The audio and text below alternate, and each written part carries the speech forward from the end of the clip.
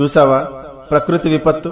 నీ మతం, నీ దేవుడు, నీ అధికారం, నీ గర్వం, నీ డబ్బు, నీ హోదా, నీ అహంకారం, నీ ఇల్లు కట్టుకునేటప్పుడు నువ్వు చూసే వాస్తు ముహూర్త బలం ఏది ఏది ఏది ఇక్కడ పనికి రాలేదు. గుళ్ళు, గోపురాలు, మసీదులు, చర్చిలు దేనికి మినహాయింపు లేదు. రాజు బంటు అనే తేడా లేదు. ప్రకృతి ముందు అంతా సమానమే అన్న విషయం గుర్తుపెట్టుకో.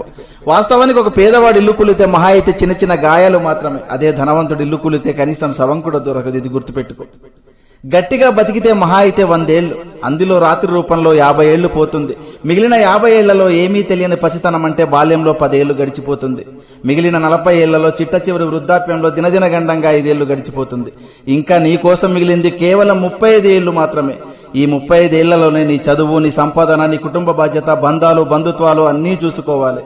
కాబట్టి జీవితం చాలా చిన్నది. ఇది తెలియక కులాలు, మతాలు, పార్టీలు అనే పగలు ప్రతీకారాలతో రగిలిపోతున్నారు. ఇది వద్దు. సాధ్యమైనంత వరకు నీ శక్తి మేరకు నీ సమాజానికి నీకు గుర్తుగా ఏదో ఒక మంచి పని చేసే వెళ్ళిపోదాం. Thank you.